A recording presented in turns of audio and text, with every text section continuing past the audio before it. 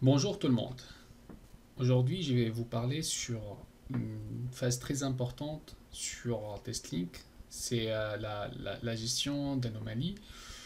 En fait, sur TestLink, c'est un projet, comme on l'a vu sur les vidéos précédentes, qu'on peut faire. C'est un outil de gestion de test et même il y a des fonctionnalités de gestion de projet. Mais c'est pas un outil très poussé comme gestion de projet. Il y a d'autres outils qui sont dédiés à tout ce qui est gestion de projet, euh, tels que, euh, tels que Mantis, tels que Jira, tels que Bugzilla, etc. Donc, c'est pour cela que sur Testlink, on peut faire une liaison entre Testlink et notre solution de gestion de projet. Et cette liaison se fait sur la partie de gestion de gestionnaire d'anomalies côté Testlink. Donc, sur cette vidéo, on va voir cette partie. Bon, cette partie, elle n'est pas vraiment concernée pour des gens testeurs. C'est pour surtout les profils qui font de DevOps ou les profils plus techniques. C'est plus important. Donc, ici, en fait, je vais montrer la démarche et quelques exemples. Mais je ne vais pas faire de l'exécution complète sur la gestionnaire d'anomalies. Et je vous explique pourquoi. Donc, tout d'abord, pour aller à la gestionnaire d'anomalies, donc vous trouvez ici à gauche, il y a gestionnaire des anomalies. Et en fait, si vous avez remarqué, lorsqu'on veut créer un projet, lorsqu'on veut créer nous un nouveau projet, vous avez remarqué qu'il y avait ici une case qui s'appelle gestionnaire d'anomalies. Et nous, lorsqu'on a créé nos projets dans ces cours-là, cette formation de testing, on n'a pas touché à ça carrément, ni gestionnaire d'anomalies, ni intégration d'un gestionnaire de code. Donc, et en fait, ici, c'est vraiment de choisir le gestionnaire, c'est l'outil de gestion anomalie que nous voulons le lier à notre projet. C'est-à-dire qu'on peut intégrer plusieurs outils de gestion de projet, à notre projet TestLink, à notre TestLink, et après on peut choisir. C'est-à-dire qu'on peut avoir pour le projet celui-là un gestionnaire c'est Jira qui est à Jira, et ici l'autre projet, je peux l'associer à Mantis par exemple. Donc pour faire ça, en fait, nous devons aller sur gestionnaire des anomalies. En fait, là, j'ai créé des exemples, je vais refaire. Donc, ce qu'on devons faire, c'est de faire créer. Donc là, on peut nommer, euh, donner le nom de notre gestionnaire d'anomalie. Et vous voyez ici, il y a les types. Donc, ici, ce sont les types supportés par testing. Il y a, il y a en fait Bugzilla, interface ou DB, c'est-à-dire qu'on peut lier la base de données ou l'interface. Il y a Mantis, sur SOAP, au reste ou DB. Il y a Jira, il y a Fogbux, il y a UTrack, il y a Redmine, il y a Track, il y a GitLab, il y a Kten. Bon, sincèrement, moi je connais pas Fogbus ou Track ou Kten, je connais juste GitLab, je connais Redmine, je connais Jira et Mantis et Bugzilla. Mais vous pouvez renseigner sur les autres. Donc voilà.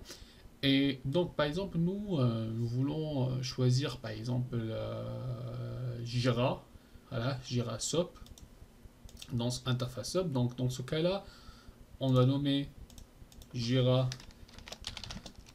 SOAP test, voilà.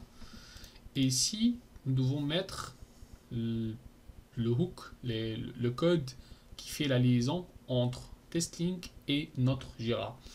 Donc, dans ce cas-là, qu'est-ce qu'on doit mettre ici?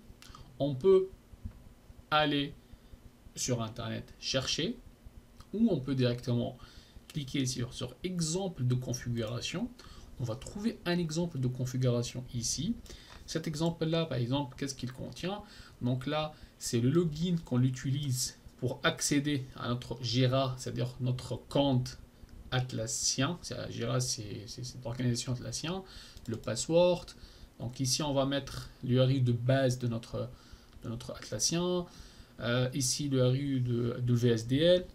Là, en fait, le view. Là, le create. Et ensuite, il y a un truc très important, c'est c'est le key, c'est le project key là. Donc, le project key, on doit le générer via, via notre Jira. Donc, moi, je peux faire ça, par exemple. Je peux faire ça, prendre ça. Bon, il y a, si vous remarquez, il y a des parties optionnelles, des parties attributes. On peut les ignorer.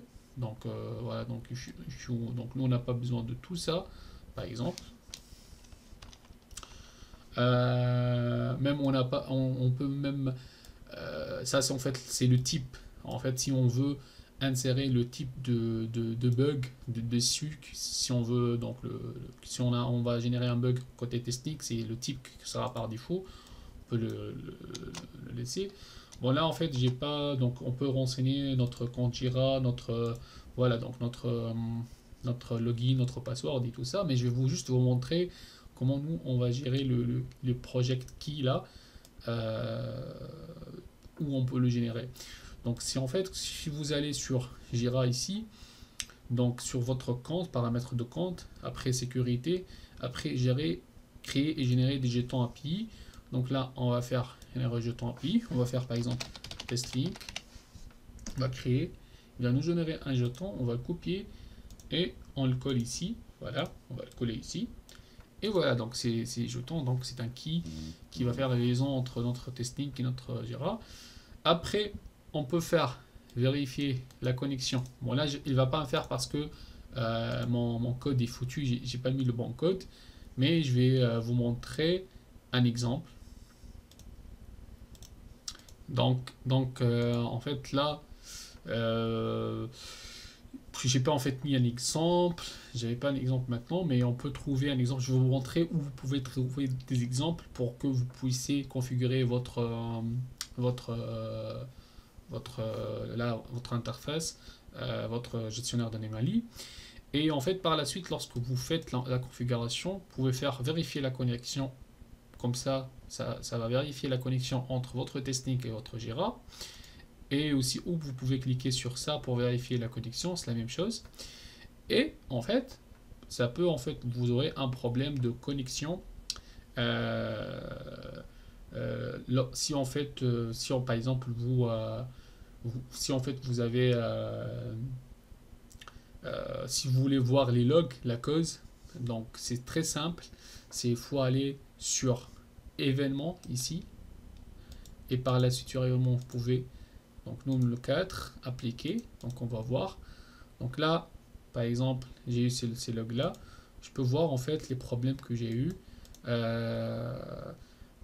lors en fait de mon lors de mon configuration. Donc là en fait j'ai un problème de SOP parce que voilà, parce qu'en fait vous voyez ici l'environnement you need to enable SOP extension. Ça veut dire que actuellement sur mon testing le SOP, l'extension SOP n'est pas activée. Comment je peux activer donc SOP sur testing? C'est très simple. C'est en fait vous devez aller sur votre, où vous allez installer, par exemple moi j'ai installé sur C, Bitnami, après TestLink, après PHP, et là vous aurez le fichier php.ini, donc vous l'ouvrez avec n'importe quel navigateur, et vous allez en fait chercher cette ligne là, vous avez extension égale à SOP, donc, et vous devez juste supprimer cette point virgule là et faire enregistrer. Après, vous devez redémarrer votre serveur Apache pour qu'il prenne en considération cette modification. Comment on peut redémarrer notre serveur? C'est très simple, c'est aller gestionnaire de tâches et après donc service, voilà. Et par la suite, on cherche testlink Apache, voilà. On fait restart, redémarrer. Donc quelques secondes, on va redémarrer et quand on va actualiser ça, on va aller sur gestionnaire en ligne et voilà, donc j'ai plus le problème de SOP. Et là en fait quand j'ai fait, je vérifie la connexion, donc là en fait j'ai un problème de connexion, bien sûr parce que ma configuration n'est pas bonne, c'est normal, et vous pouvez voir les logs en cas où si vous voulez donc voir le problème. Donc là par exemple pour Jira, donc ça c'est Jira, par exemple pour Mantis, on peut faire ça aussi pour Mantis. Donc Par exemple, moi sur ma base locale, j'ai installé aussi Montis, j'ai Montis là. Donc, je peux faire créer un nouveau, donc là, un nouveau Montis DB par exemple. Et là, je peux faire avoir des exemples. On va me donner des exemples. Vous voyez, c'est pas la même configuration à chaque fois. Donc en fait, là, ce que j'ai fait, j'ai mis Montis DB. Qu'est-ce que j'ai mis là en fait? Donc là, j'ai mis les configurations. Ça, c'est le Montis, il est installé sur localhost avec le port 81. C'est la base de données en fait, parce que Montis, il est installé sur ce port-là. Du coup, il est à la base de données. Donc voilà. Là, en fait, la base de données, pour vous pouvez la voir, c'est sur PHP admin. Là, en fait, mon mot de passe, c'est 4.0, c'est très simple. Et ma base de données s'appelle Montis, Bitnami Montis. Et là, le DB type, c'est en fait le nom de type de base de données, c'est MySQL.